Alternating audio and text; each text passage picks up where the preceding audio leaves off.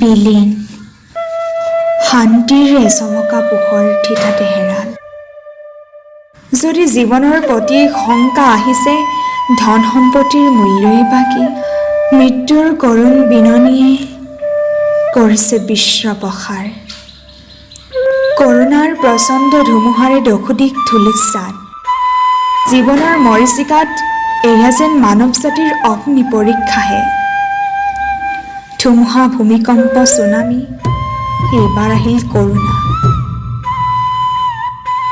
প্ৰকৃতিক কৰা অত্যাচাৰৰ এয়া যেন চৰম প্ৰত্যুত্তৰ। চীন, ইটালী, ইৰাণ চৌদিশে কেৱল কৰোণাৰ হুংকাৰ, দশোদিশে মৃত্যুৰ আকুল আহ্বান।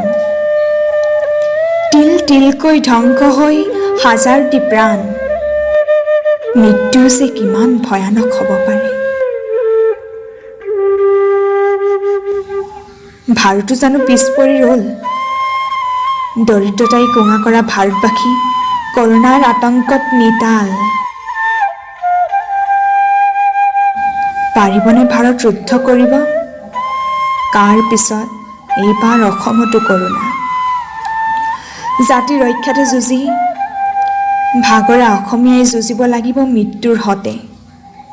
প্ৰাণ ৰক্ষাৰ যুঁজ আৰম্ভ হ'ল জনতা কাৰফিউ। দোকান বজাৰ সকলো বন্ধ, চৌদিশ নিমাও মাও। বন্ধ কোঠৰীৰ এজাক পোহৰ বিচাৰে সকলোৱে। দুখীয়া দৰিদ্ৰ মগনীয়াৰ সকলৰ বাৰু কি হ'ব? এফালে পেটৰ তাৰণা আৰু আনফালে কৰোণা। তেওঁলোকৰ থাকে জীয়াই থকাৰ অমিয়া বাসনা, কিন্তু সকলো ফালৰ পৰা তেওঁলোকৰে মৰণ। এয়াই বিচিত্ৰ অসমৰ বিচিত্ৰ জীৱন। মৃত্যু যে এটা শিল্প, সপ্ৰিয় হ'লেও নিৰ্মম সত্য। জীৱনৰ কঠিন শিলত গঢ়া বালিৰ নিজৰাৰ দৰে বিভৎস মৃত্যুৱে অপেক্ষা কৰিছে মানুহলৈ অকাতৰে।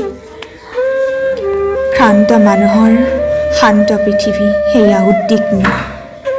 এনেকৈ এদিন কালৰ গৰাহত বিলীন হ'ব মানুহ, ঠিক পৃথিৱীৰ সেউজীয়াবোৰৰ দৰে।